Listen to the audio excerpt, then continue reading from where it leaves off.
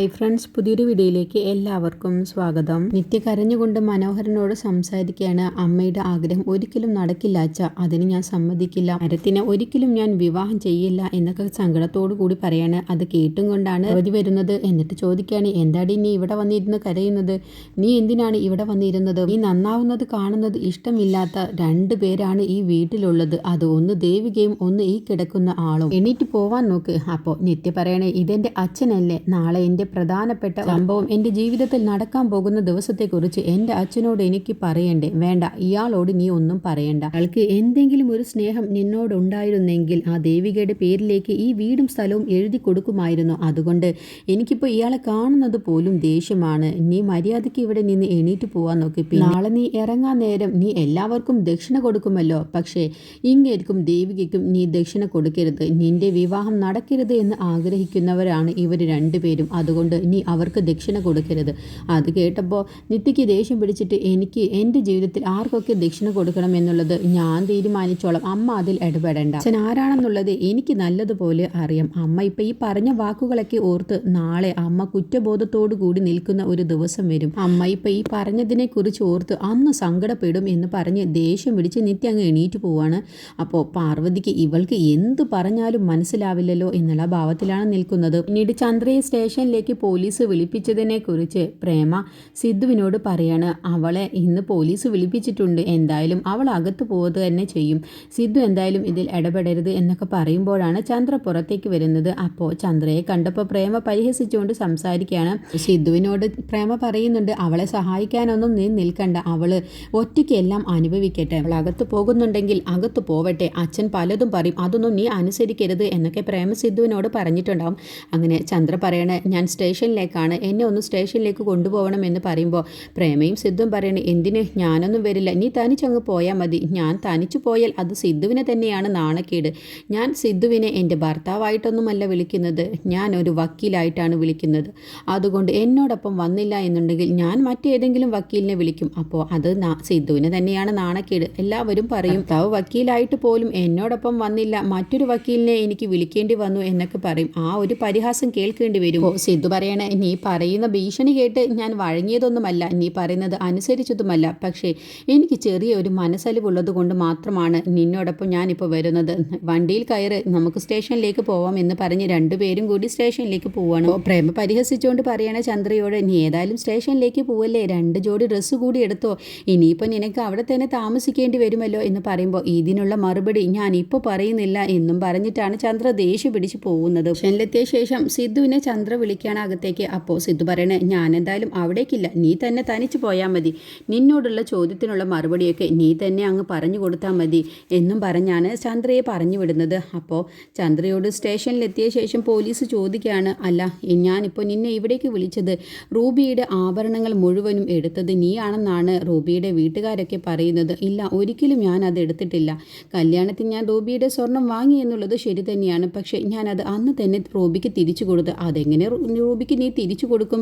നീ കല്യാണം കഴിഞ്ഞ് സിദ്ധുവിൻ്റെ വീട്ടിലേക്കല്ലേ പോയത്? അല്ല, ഞാൻ സിദ്ധുവിനോടൊപ്പമല്ല പോയത്, ഞാൻ മണ്ഡപത്തിൽ നിന്നും പിന്നെ നേരെ ഞാൻ റൂബിയോടൊപ്പമാണ് പോയത്. അത് സാറിന് വിശ്വാസമില്ലെങ്കിൽ സിദ്ധുവിനോടും വീട്ടുകാരോടും ചോദിച്ചാൽ തന്നെ അറിയാൻ കഴിയും. റൂബി എൻ്റെ അത്രയ്ക്ക് വലിയ കൂട്ടുകാരിയായിരുന്നു. ഞാൻ റൂബിയുടെ സ്വർണം ഞാൻ എടുത്തിട്ടില്ല. ഇതിൻ്റെ പിറകിൽ എന്താണ് സംഭവിച്ചത് എന്ന് എനിക്കറിയില്ല, അത് സാറ് കണ്ടെത്തണം എന്നൊക്കെ പറയുമ്പോൾ റൂബിയുടെ വാക്കിൽ സത്യമുണ്ട് എന്ന് പോലീസിന് മനസ്സിലാവുകയാണ്.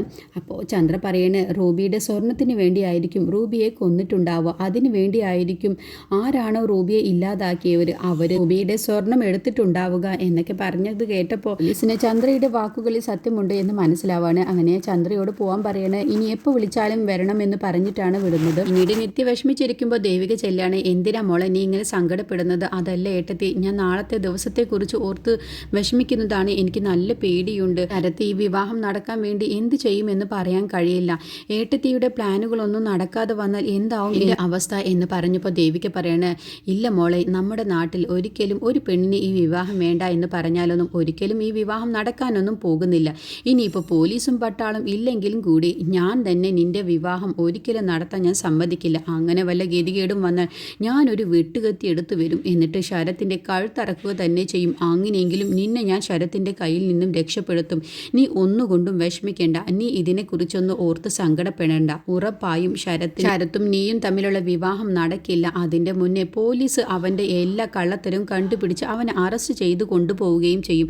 അതോടുകൂടി പിന്നെ അമ്മയ്ക്കും മുത്തശ്ശിക്കും ശരത്തിൻ്റെ യഥാർത്ഥ സ്വഭാവം എന്താണെന്ന് അറിയുകയും ചെയ്യും. പിന്നെ അവരൊരിക്കലും നിന്നെ വിവാഹം ചെയ്യാൻ, ശരത്തുമായിട്ടുള്ള വിവാഹത്തിന് അവർ തന്നെ സമ്മതിക്കില്ല. മോള് ധൈര്യമായിട്ടിരിക്കെ, നിന്റെ കൂടെ ഈ ഏട്ടത്തി ഉണ്ടല്ലോ എന്ന് പറഞ്ഞ് നിത്യയെ ആശ്വസിപ്പിച്ച ശേഷമാണ് ദേവിക പറഞ്ഞു വിടുന്നത്. അങ്ങനെ ദേവികയുടെ മനസ്സിലും ഒരു ചെറിയ ഉൾഭയമുണ്ട്. പിന്നീട് നിരഞ്ജൻ വിശാലിനെ വിളിക്കുകയാണ്. എന്നിട്ട് പറയാണ്, ആ തങ്കച്ചി എല്ലാ കാര്യങ്ങളും അറിഞ്ഞിട്ടുണ്ട്.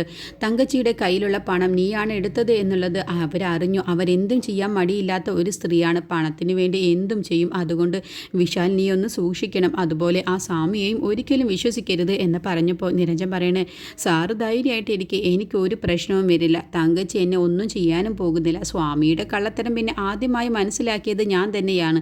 ചിലപ്പോൾ നമുക്ക് തോന്നും സ്വാമി എല്ലാവരുടെയും സഹായിയാണെന്ന്, ചിലപ്പോൾ തോന്നും എല്ലാവരുടെയും മേലധികാരിയാണെന്നും. അതുകൊണ്ട് സ്വാമിയുടെ കള്ളത്തരം ഒന്നും തന്നെ എൻ്റെ അടുത്ത് നടക്കാൻ പോകുന്നില്ല. സാറ് ധൈര്യമായിട്ടിരിക്കെ, എനിക്കൊന്നും സംഭവിക്കില്ല. എനിക്ക് എന്തെങ്കിലും സംഭവിച്ചാൽ പിന്നെ അവരുടെ കഷ്ടകാലമാണ് എന്നൊക്കെ പറഞ്ഞിട്ടാണ് നിരഞ്ജനെ ആശ്വസിപ്പിച്ച് വിശാൽ ഫോൺ വെക്കുന്നത്. പിന്നീട് ചന്ദ്ര സിദ്ധുവിനെയും കൂട്ടി വീട്ടിലേക്ക് തിരിച്ചെത്താണ്. അപ്പോൾ പ്രേമയെ കണ്ടപ്പോൾ തിരിച്ച് പരിഹസിച്ചുകൊണ്ട് സംസാരിക്കാൻ, അല്ല ഞാൻ സ്റ്റേഷനിലേക്ക് പോകുമ്പോൾ എന്നോട് എന്തോ പറഞ്ഞല്ലോ, 2 ജോഡി ഡ്രസ്സ് കൂടി കൊണ്ടുപോയിക്കോ എന്നൊക്കെ. എന്നിട്ട് എവിടെ ആ ഡ്രസ്സ് എടുത്തോണ്ട് വാ എന്ന് പറഞ്ഞപ്പോൾ സിദ്ധു പറയണേ, നീ കൂടുതൽ പരിഹസിക്കൊന്നും വേണ്ട. നിന്നെ ഇപ്പോൾ വെറുതെ വിട്ടു എന്ന് കരുതിയിട്ട് എപ്പോഴും നീ രക്ഷപ്പെടണമെന്നില്ല. അത് കേട്ടപ്പോൾ ചന്ദ്ര പറയണേ, അതിന് ഞാനൊരു തെറ്റും ചെയ്തിട്ടില്ല. പോലീസുകാർ എന്തിനാണാവോ എൻ്റെ പിറകെ നടക്കുന്നത്? ഒന്നില്ലെങ്കിൽ അവർക്ക് ആരാണ് ചെയ്തത് എന്നുള്ളത് കണ്ടുപിടിക്കാൻ കഴിയുന്നില്ല. അപ്പോൾ അവരെൻ്റെ പുറകെ വെറുതെ നടക്കുന്നതായിരിക്കും. പക്ഷേ എനിക്കറിയാം ഞാൻ ഒരു തെറ്റും ചെയ്തിട്ടില്ല എന്ന്. അതുകൊണ്ട് എന്നെ അവർക്കൊന്നും ചെയ്യാനും കഴിയില്ല. എനിക്കെതിരെ ഒരു തെളിവും കിട്ടാനും പോകുന്നില്ല.